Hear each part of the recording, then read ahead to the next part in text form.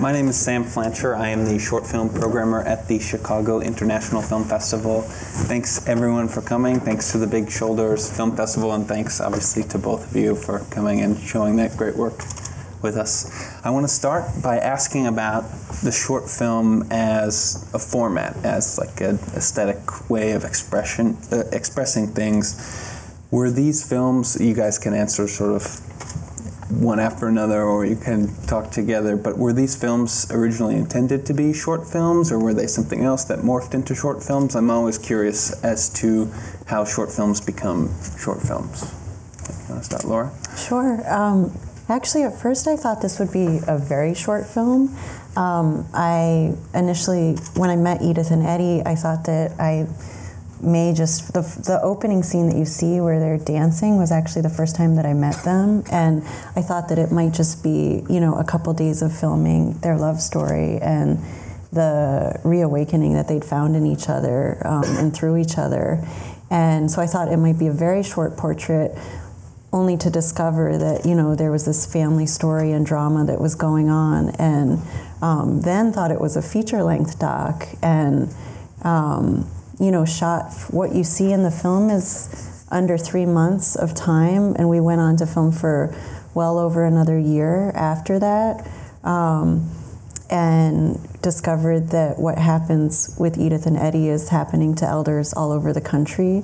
So it opened up into this bigger story about elder rights and the legal guardianship system, as well as following Rebecca, Edith's daughter, in her fight to try to bring her mom back home. And then when that reached a standstill and didn't happen, and I went to edit, realized that we actually had a very full story within, you know, just under 30 minutes. So that felt like the length that this wanted to be. Yeah. Okay. Yeah, obviously it's a bit different with fiction, because you end up writing a script and they say a page of script equals about a minute of film. So when I first wrote this for a short film, it was about 20 pages, so I kind of knew it was going to be about 20 minutes. But I think the whole thing about short films being an art form unto themselves, it's strange that we have this thing with feature films being the most prevalent and like basically the most accessible form of film viewing, because if you think about it, the main reason behind that is business. Basically, it's the most economical way of telling a story, getting a few hundred people into a cinema and sitting them down and having them pay for tickets. That's the only reason, I think. And these days, obviously, consumers are watching films in different platforms online, on mobile phones, so short films should have made a huge comeback already, but the business model was never really there. So I think that the reason the 6, 7, 8, whatever, how many thousand short films that are made each year, and as we were just discussing out in the green room, 400 of those are pretty good. That's a lot of short films. So those should find their way to a paying audience at some point. I really think some stories, like the story of Sing, to me, can only be told in this format. I don't think if you fluff it up to a feature film length, that does not make it any better as a story. It only makes it worse. And I thought this particular story, when it came to me, was suitable for just that 20-25 minute film. So it was always what I wanted to make. Yeah. And I'm wondering, do either of you see any kind of inherent advantages to the short format? I always, when I'm screening films for the festival, I always think about how it seems to me that there are fewer rules for short films, just because people don't have as much experience with them, so you can kind of play around. Are there any advantages you guys have found working with short films? Again, I think to me it just comes down to the budgets, because short films are very cheap to make. So usually it's up-and-coming filmmakers and students making short films, right? So, and they enjoy the freedom that a low budget gives them. You know, you don't really have to respond to a lot of people. You don't have to respond to business interests. So you get to experiment, and that's great. That's the only upside of making a short film that I can think of, and literally the only one, because making a short film, like a 20-25 minute short film, is, I'm sure you can attest as well, is about as much work as making a feature film. Yes. So I repeated the mistake, and I just finished my next short film, but I don't think I'll ever make a short film again because it's just too much work. And it's funny, but it's true somehow. And I think I think the experimentation is probably the biggest upside, the freedom aspect. And I would say that it seems that our attention spans are getting shorter, so that might be an upside as well. And also just in editing, you know, a rule that I've learned is just to stick with what is essential. And I feel like in a shorter form, you know, every moment and every shot being essential feels like it's something that I'm able to achieve. I want to get to the films a little bit. Can you, maybe Laura, you go first and Kristof second, but can you talk about the inception of the project? Where did you meet Edith and Eddie? How did their story come into your life? I met them at the honky tonk, as you saw, when they were dancing, and I had found out about them when a friend texted me a photo of them that was circulating online. They had gotten married at age 95 and 96, and she texted me this photo just knowing that I would appreciate it, and little did she know how much, because I just wanted to know more about them and what it was like to fall in love at that time in your life. And so I connected the dots to a family friend of theirs who connected me with them, and they invited me down. Within a few days, I was on my way to Virginia to meet them. And yeah, so that was the starting point. And it started as a look at love and then turned into, you know, something much more than that.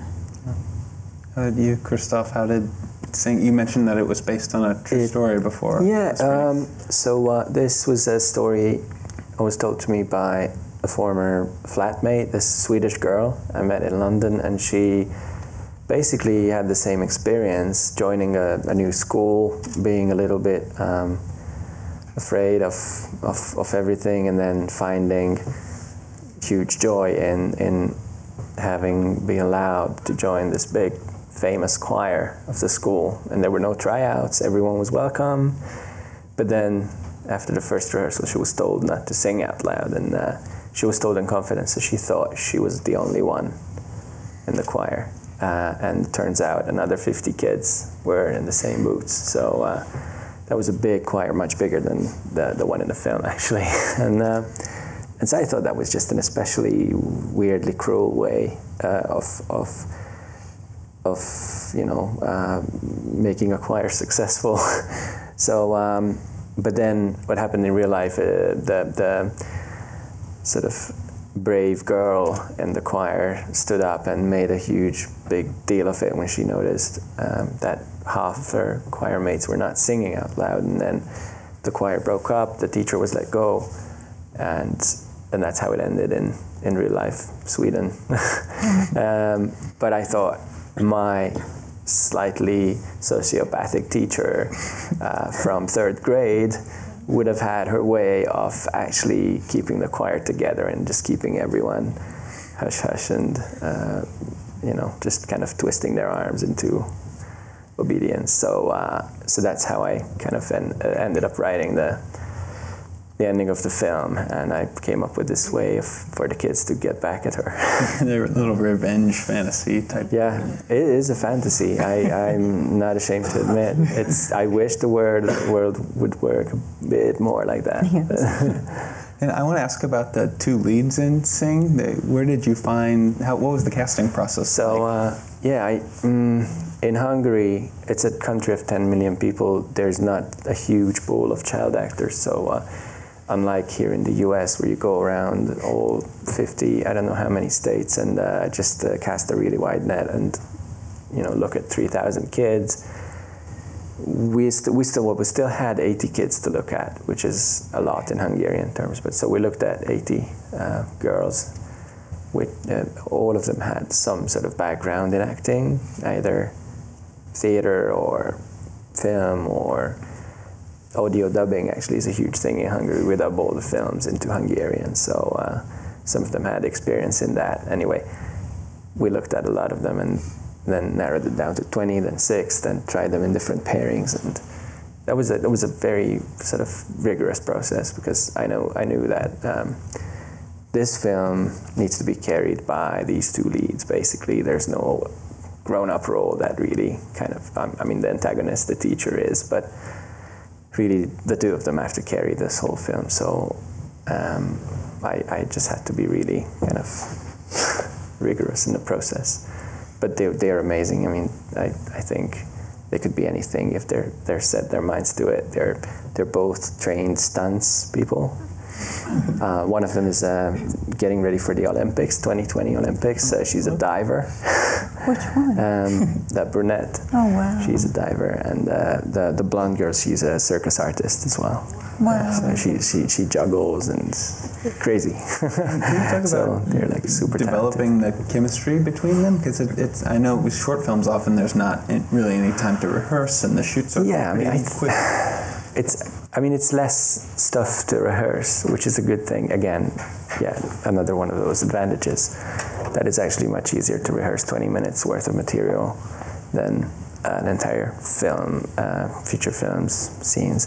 So we did get together a lot. We used the help of a drama teacher who was very good with kids and sort of, playing kind of drama games to get their best out of them as well. We did a bit of that. They did know each other from before, so they've shot something together before, and we just hung out a lot, and we became friends, and the two of them became friends. So, and I think a lot of this was, I have to give a lot of credit to my DOP as well, the cinematographer of this film, Robert Malley, my friend. He's very good with kids and very good with this sort of slightly documentary style shooting, where he's behind the camera, but he can go on a wide lens and get very close to the actual, physically very close to the faces of the actors without interfering in a magical way. I don't know how he does it, but he can actually enhance actors' performances with his quiet presence somehow. So I think a lot of it is that as well. And Laura, your film also has two leads that carry the film. Can you talk about how did Edith and Eddie respond to you when you pitched them the idea, when you asked them, can I film you? Like, how did that relationship start? They were really open, and they were so proud to be with each other. And everywhere we went, they held hands and just made people smile in their presence. And Edith was so excited to introduce Eddie to everyone as her new husband. So they were very open and just let us right in. And then how did that relationship develop kind of as things took the turn that they do? And did it take any convincing for them to allow you to be in the room for some of those really intense moments? It didn't, and it's even just watching it now for the millionth time. It's and being there for every breath of it. It's sometimes hard to believe that we were there during some of those moments, and they let us in, and so we tried to be there during the most important times. Yeah, and can you talk? You mentioned that the project kind of ballooned at a certain point into a much bigger thing. What kinds of roads and turns did it take before you kind of settled back down on the story of Edith and Eddie? After Edith is taken away, I did some research because I was like, what the heck is going on here? And discovered that the legal guardianship system is taking away the rights of elders all over the country. That might not be the right way to say it, but putting the rights of elders into the hands of court-appointed guardians who sometimes don't know them. And so I connected with advocates and activists and other families that, you know, have their own horror stories all over the country, who are really eager to get the word out there to people so that people are aware that this is going on, because it's able to fester, since it's often experienced in isolation and families don't really know what hit them or think they're the only ones. And so, yeah, I just found that this is, you know, a much bigger issue and really a crisis. And so started to follow that, as well as Rebecca in her fight to bring her mom back home, which didn't happen. And so wound up, again, just keeping it close with them, and, you know, just close with this time that we got to spend with them. It was, when I talked about everything being essential, it felt like it was just much more potent to keep it a love story, even though it's a heartbreaking one, because everything after that felt like a bit of a stretch. Yeah. You mentioned the essentials, and I think one of the great strengths of the film is the insert shots that you have that kind of create the environment. Can you talk about making those choices and including the things that you do? Because I think they're all, really, the window and the statues, they're very evocative. I'm wondering how you, was there kind of a program for selecting those, or how did you choose those? Yeah, that just comes naturally, and it's how I see the world all the time. So I'm drinking a cup of coffee, I'm noticing the foam super close up and, you know, the shapes that it makes. And I have noticed that in this film, as well as in my first film, which was a feature documentary called Lucky, there's a lot of spiritual symbols that show up in a lot of those cutaways. Mm-hmm. And again, I think that's just the lens that I see the world through. And in Edith and Eddie's case, their life was so filled with prayer and faith and poetry and song. And so, you know, the paintings and statues and symbols that we see are just what were there around them. Yeah.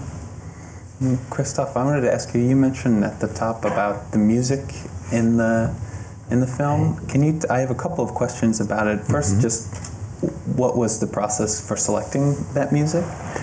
And like, was there any specific significance to those songs? Are they typical choir songs in Hungary, or? Yeah, I think a bunch of them are typical choir songs. I did not specifically write these songs into the script, so I kind of knew kind of effect I was looking for each of the songs. So the first one had to be about just the beauty of music, and the last one had to start with like a solo and then build up into something big and beautiful. So those were kind of the very, very kind of rough outlines of what I was looking for. And then I got together with my composer and discussed different choices, and then went off to actually cast the choir, because I also had to get an entire kids choir for 5 days. And that was not easy. I ended up looking at 5 children's choirs, and they each had sort of kind of like, I walked into a room and they would sing for me a few songs, and I did not know a lot about choir culture at all. I was never in a choir myself. So I discovered a few gems through that process, beautiful songs that I've ended up including in the film. And then I also saw how differently choir teachers were running their classes, and some of them were just super intense, and the kids were like just really anxious, and you could see that they're not in a good place. And then the one I ended up going with was the one with the naughtiest kids. Basically, they were the ones who were the most alive. And yeah, I guess that was the reason I ended up choosing them, because it's easier to for a director to tone it down a bit. If it's not there, there's not much you can do. So we ended up getting in the drama teacher, and every time they were not in front of camera, they were sent away to another classroom and just kept playing these drama games. So they would also, you know, they kind of became little actors in a span of a few days, and they improv'd a lot. Actually, a lot of their improv is in the film as well. So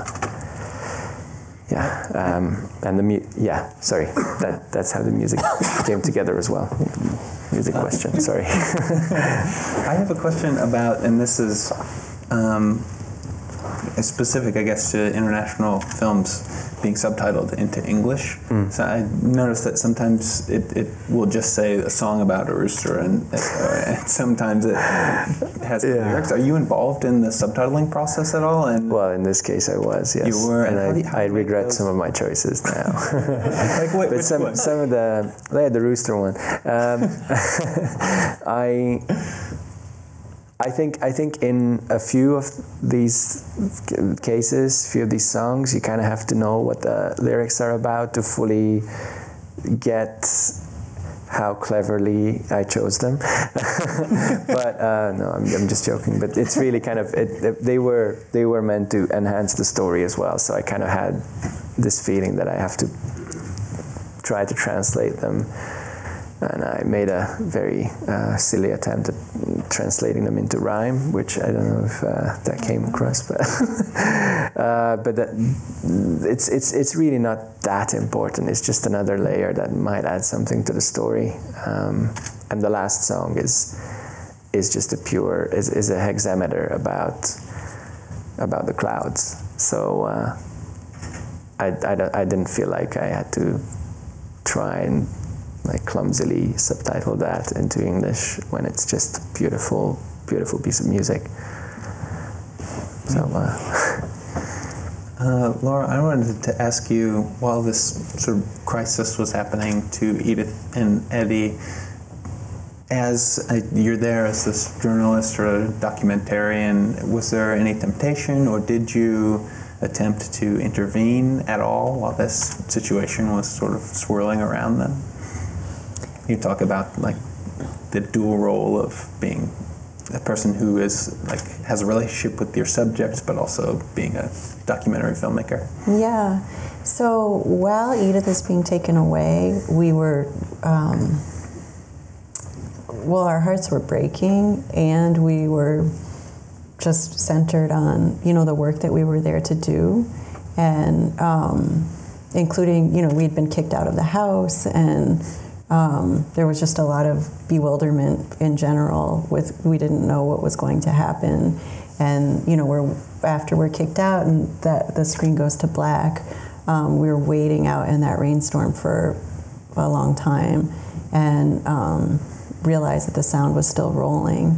So that was how we captured that, and you know, I found out after the fact that my cameraman John and Corwin, who was running the sound, who's a co-producer and editor of the film as well, were corresponding with each other about, you know, should we stash the footage?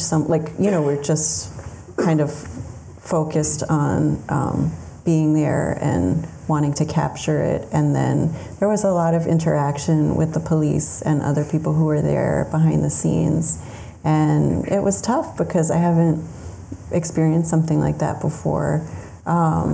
And then as the case unfolded, after what we see in the film, we were also involved behind the scenes. And for me as a journalist, there were certain choices to make that, again, it was new to me to know what to do, and grappling with the ethics of it all, where, you know, some people may say you should just be there as an observer, and at the same time, we do care about Edith and Eddie, and we are on their side. And my mentor, Steve James, shout out to Steve, I remember him telling me, you know, I was having a conversation with him about something that was weighing really heavily on me with regards to helping the case. And he said, you stand with Edith and Eddie, and that's okay. And I just needed to hear that from someone, especially a master like him at that time. It was really, really useful. Oh. I want to open up the conversation a little bit to to ask you both about because I know we have a lot of students in the audience, to ask about the festival world and the festival experiences you guys have had with the films, and sort of, Laura, you and I were talking about how it started and every screening was, you were so excited about everyone, and then it's kind of since then caught fire and you're not even sure where it's screening anymore. Can you talk about that experience and how it started? So we launched the film last March at True False Film Festival, which is the best festival ever, and it took off from there, and the film has shown all around the world, and it's been really incredible to experience it with audiences, and just see the different feelings in the room, and some of the universal ones as well. And I don't know, how do I answer more specifically to what is there? No. Yeah, so I mean, it's been incredible. I got to go to Kosovo, and I guess you see that this story really hits home with people all over, and people come up after and are open to sharing their own stories, and so yeah, it's been really incredible.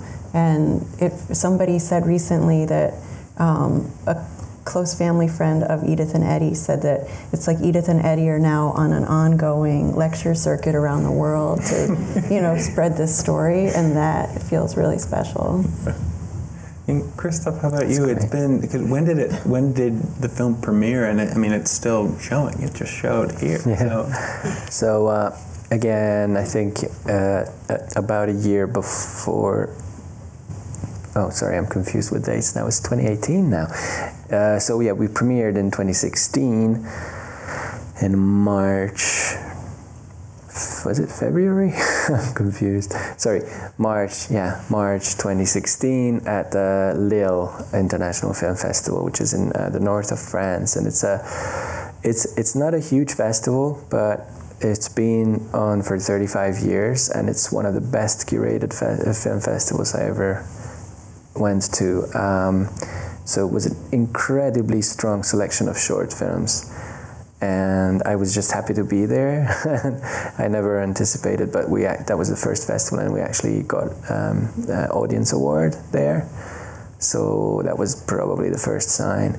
But before we got selected for Lille, and I'm telling this to all the young filmmakers there who are going to be in the same booth soon, we got rejected for every single major film festival that we applied to, and we got rejected from left, right, and center, European, Asian, American, all of them.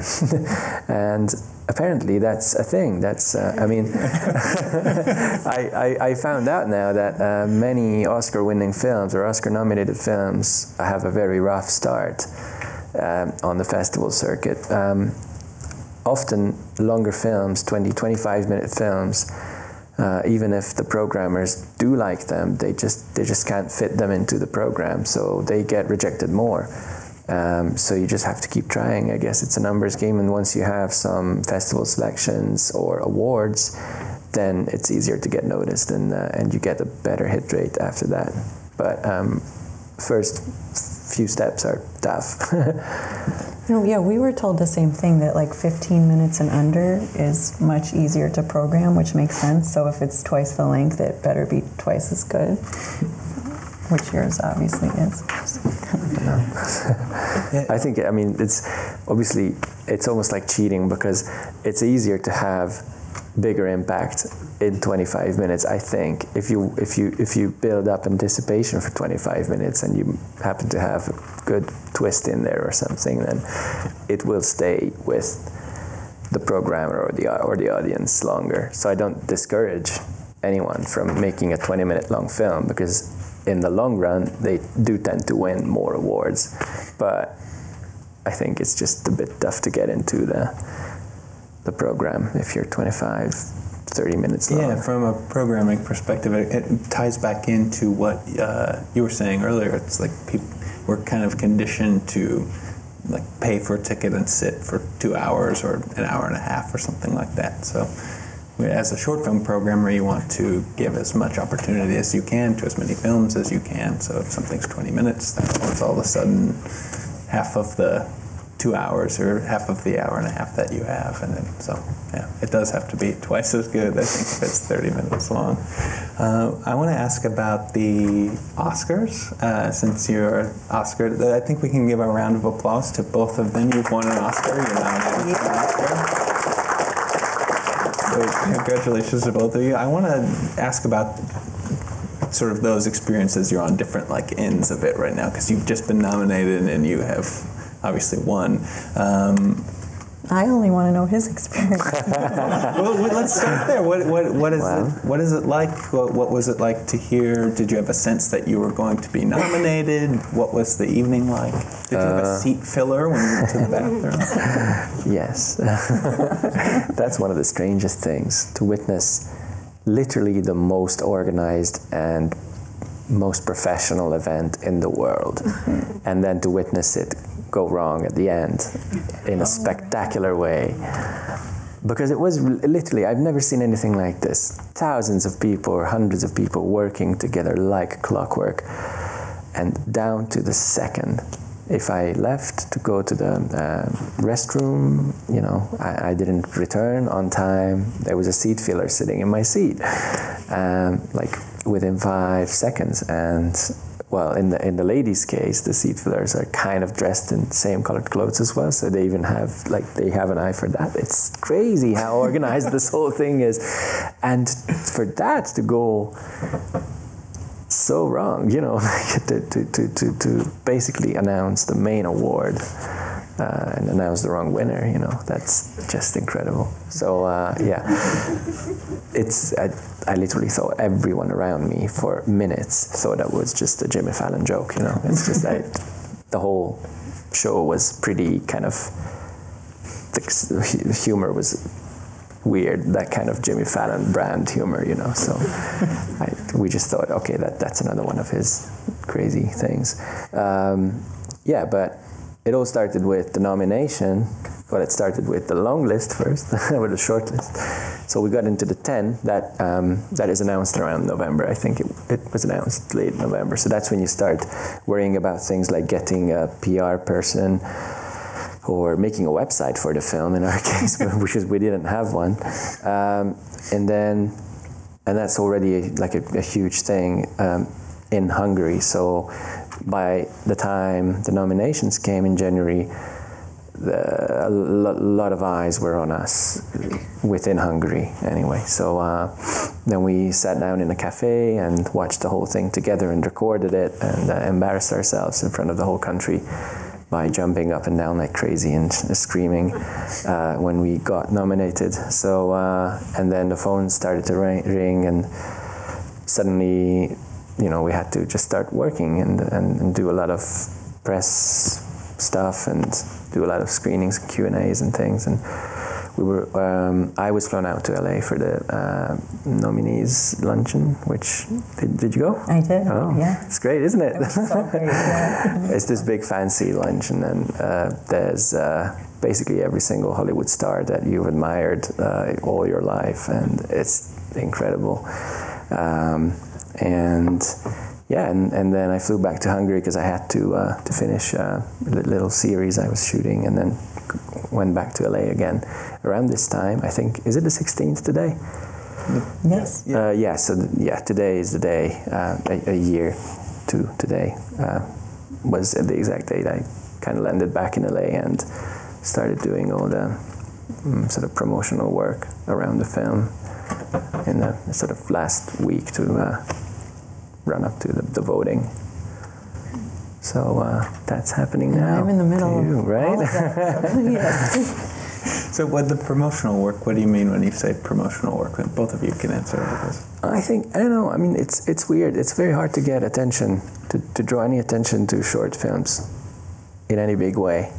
So you kind of have to cheat and hack the system somehow and find kind of little ways of getting your message across. And it must be very different with short films, live action short films and documentary short films, because they're very different avenues, you know, the issues are different, I guess. So we hired a PR firm who were London Flair, who are basically a London-based company, but they are pretty good in short films, and they worked with the previous year's winner. And they found us. They wanted to represent us because they thought our film was going to be a winner. So I was like, okay, so you must know what you're doing. And they just got us a lot of radio interviews and online communication stuff. We tried to do a little thing on Facebook where we tried to kind of directly access Academy voters, which I don't think we succeeded at, but we'll never know. But you did succeed. Yes, but I will never know if Mark Zuckerberg just got my money and ran with it, or if anything actually happened there. Yeah. So, I think a lot of little kind of hacky ways of trying to get people's attention, you know. Same kind of thing happening in your world? Yeah, a lot of interviews, and also just wanting people to see the film, because we feel like it speaks for itself, and so we feel confident that if people see it, that they'll be touched by it. Sure. I think how's your competition? Sorry, I haven't seen any of the documentary nominees. You'll have to tell me after you see them. But I'm guessing very, very different. All the films are very different, different sensibilities, and Have you seen them all? Have you scouted them? I have not seen them all, but I've seen most of them. Okay. I think it's time for, not quite time for the Q&A. Okay, I want to ask you guys. We have a lot of time. Can I ask you something, actually? Yeah, of course. I'm just really curious. So, and this might not make a lot of sense, but did the full gravity of that scene, you know, sink in at the time you were shooting when Edith is put in the car? That is going to be the last time they see each other? No, because we know how we know, right? And even her daughter, Rebecca, that was the last time she saw her mom. And so when Rebecca and Aunt Edna, who's Edith's sister that we see in the film, and Robin, Edith's granddaughter, came to see the film this summer at the American Film Institute Festival, and you know, Robin was just sitting beside me, doubled over in tears, and they loved the film, and they were so grateful for it. And I realized that I've been living with this footage, editing it, you know, seeing Edith and every single day, and that they never saw her again. And so this was then the next time that they're seeing her on the big screen after that, and she's since passed away. So, you know, we knew, I mean, we were gutted in that moment, and we knew how intense it was and how devastating it was, and then had to drive back that very night in the rain to New York City after that, but I didn't know how cinematically it was going to play out. I mean, seeing her being taken down those steps with the flashlight, and just another one, sorry, before we open it up, is how can the guardian side with one of the sisters? That I just don't get. Yeah, and so people ask more generally, how could this be? And then questions about that. And what I've come to recently is that we're asking honest questions about a dishonest system or dishonest situation. And because I was banging my head up against the wall, you know, for a long time, trying to understand a lot of things. And it's like I had to get onto the playing field of this whole thing is so crooked. And very often, the court system and sometimes legal guardians tend to actually feed on family feuds in order to profit themselves, because the guardian is now in charge of this person's estate. And so they often lean towards institutionalization because then they can sell the house. And reap the benefits. Wow. That's so wrong. Wow. I have a question about, because in the film it says, to this day, Eddie's remains, there's been no memorial service. Has that changed at all? It has, and so Rebecca, after Edith passed, Rebecca was able to finally get the remains, and I know that she plans to lay them with Edith where she's now buried, and you know, every year she, on each of their birthdays, she lights candles for them, and she, you know, has her own way of paying tribute to them, and it's seeing those words at the end of the film, it's like it just means so much now, because also the film in itself is a memorial and a tribute to them. So yeah, it just feels really layered in that way. And just before the Q&A starts, can I ask both of you what you're working on now? Is there another project in the mix, or are you sort of you might be just laser focused on Edith and Eddie right now still, but is there something on the horizon for you guys? Yeah, I've been working on a documentary about the bigger issue of elder abuse across the country, as well as another documentary that I was shooting over the past year or so, and then when all of the award stuff has started to happen, I've just been completely consumed with that, and yeah, so we'll see. And what about you? Yeah, I'm trying to get a few projects off the ground as well. I'm working with a British writer called Frank Cottrell Boyce on adapting his children's book Cosmic into a big feature film, and I'm also working on a script while I'm pitching for a feature film that is about a bunch of old actors in an elderly actors' home, basically. And a young director trying to put on Shakespeare's Tempest with them. So it's a beautifully written script. I didn't write it, but I'd really like to make it. And yeah, so it's mostly kids and old people. I'm not interested in just regular middle-aged people. I think we're going to open it up now to the audience. So if you do have a question, there's a microphone. The light is now currently shining on it.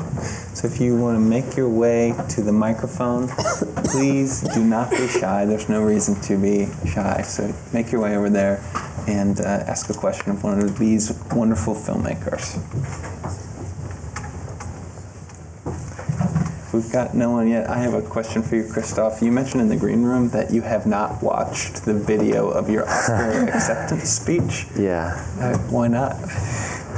I think, do you know how a lot of the memories from where you were little, you don't really remember those things. You just remember them because you've seen photos of them or video, if you're young enough to have that. And I think often the actual memories of experiences get erased and overwritten by the recordings of said memories from a different perspective. So may not be true, but I'm trying to keep myself from watching that moment because I want to remember it from the first-person perspective. Mm-hmm. We have someone standing at the microphone. Thank you. Beautiful evenings. Thank you for putting this on. Hey, Laura, if you could share with us Cher's involvement with Edith and Eddie. And I'm also curious, being a former Virginian, where exactly along the Potomac did you record a lot of the footage? And where exactly is that home in Alexandria? Thank you. Yeah, so the home in Alexandria is right across from the metro stop there, and the train was constantly passing by in a factor for us. Because it's like a commuter train that's not like every 10 minutes, it was like literally every 2 minutes.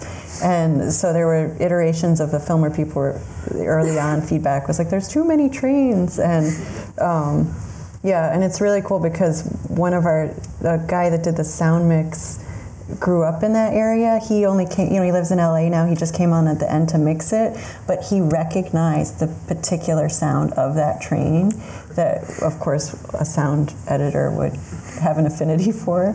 And then when they're sitting out by the river, that's in Farnham, Virginia, which is a rural area, maybe, I don't know, more than 3 hours away from Alexandria, where they would also spend time.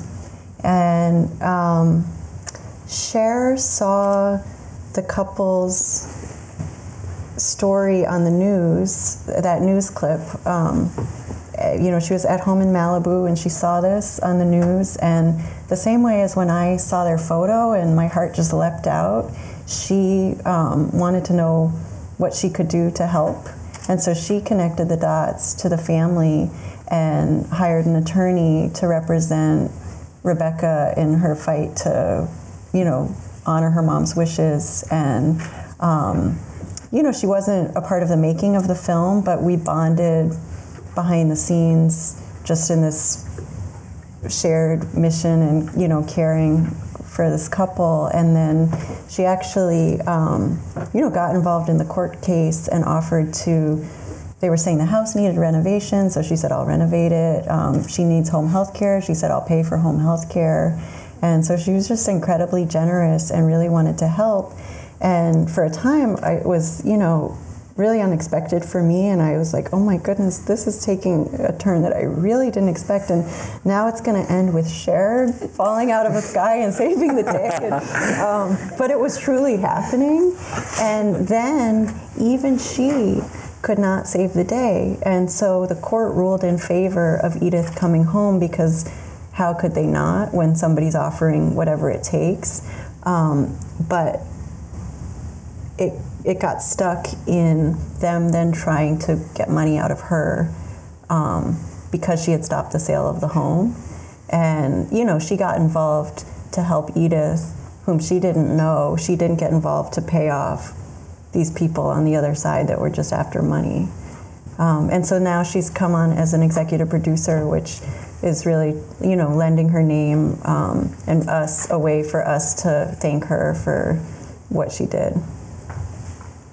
Thank you. One follow-on question. Was Eddie in the military by chance? I believe that he was, yeah.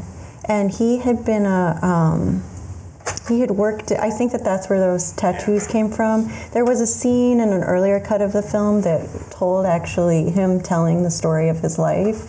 And he didn't talk about the military, but he talked about being a truck driver, and he worked in the freight trains. So he'd had a really, interesting life, and it was just really special to see that both of them living through so much history, especially there in Virginia, to find each other at that time in their lives, and to see past maybe some of the categories that other people might see. That felt really unique and special. Thank you. I think, it looks like there's another one coming up. There's a line behind the column. There we go. I feel like I'm in Sing. I get here and then I can't speak. I'm too nervous. I have a question for you, Laura. I was doing some reading, and correct me if I'm wrong, but you studied poetry as well. I'm interested in how poetry to journalism kind of translated into filmmaking, and that was an easy transition if you found yourself relying on those disciplines while making this. Oh, it's so cool that you're asking that, because as I was a journalist and a writer for magazines for many years, and then branched into doc filmmaking, and I felt like my work stood out because of my journalism background in some way, so I really identified as a journalist, and only to very recently discover that actually to go to the real essence of it is that I'm a poet.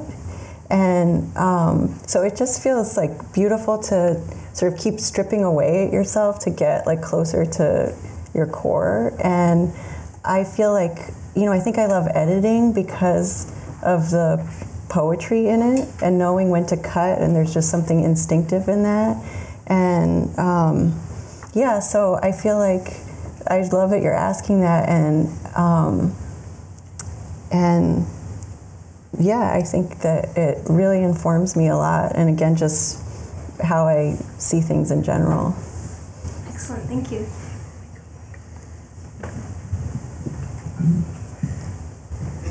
Hi, I have a question for Sing.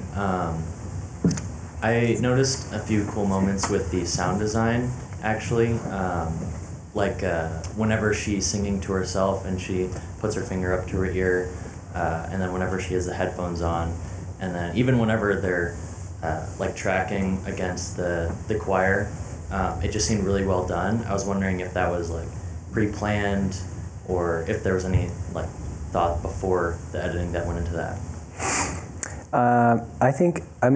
The actual execution of those things, I have to credit my sound designer, Mate Peterfi.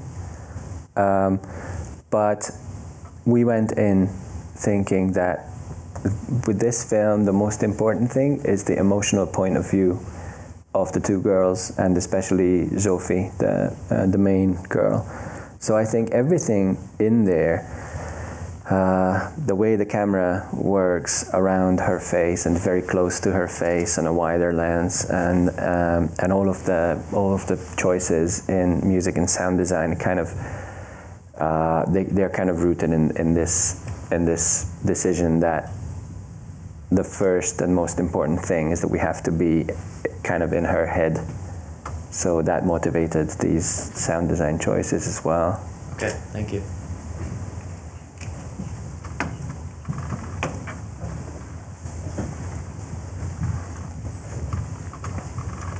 Hi, I have a question for Kristof.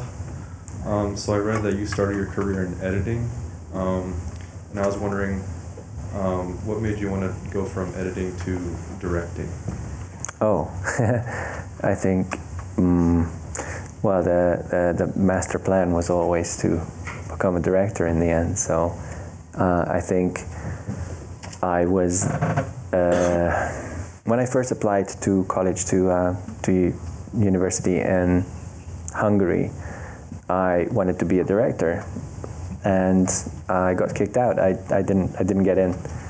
It's very hard to get into the Academy of Film in Hungary because there's only 10 places, and every year there's 1,000 kids applying. So I did not know. I realized I did not know the first thing about filmmaking when I got kicked out from there. So I thought, okay, maybe I'll need to just kind of get in there somehow, put my foot in the door, and then just work my way up and do all sorts of different jobs within film so that I can properly learn how films are made. So I ended up becoming a production manager, and then I was assistant to the director of a big feature, and then I transitioned into post-production. I was a post-production supervisor, and then I fell in love with editing. So I then became an editor, an assistant editor, and then an editor on features and TV series. And then just when my editing career started kind of taking off, that's when I decided, okay, it's time to really study directing now. So yeah, but it was good because by that time I've had the experience on big features, and I've pretty much done everything except work with actors. So the only thing I really needed to get a grasp on is how to talk to an actor, and I was very intimidated by actors because they have they can project this huge self-confidence. So, but then I went to a really good school in London, and that kind of helped me with that. Thank you. Oh, sorry. I think that's all the time we have. So I'd like to thank you, Laura and Kristof, for joining us. Thank you. All of you again. Thank you guys so much for coming. Sam, thank you for doing this. Thank you. Thanks. Mic is on right now. So thank you guys. This was really wonderful. And this is just the first part. So you guys should all come tomorrow and see the incredible student films that we have chosen for the first Big Shoulders Film Festival. It is tomorrow at noon. There'll be 2 programs with a short break in between. So please come and see these wonderful films. And a couple of quick thank yous. Thank you to Dean David Miller for supporting the series, and then the entire Big Shoulders faculty committee who put this all together. It was a tremendous amount of work. And of course, finally to the Visiting Artist Series crew who make these events possible. So let's hear it for all.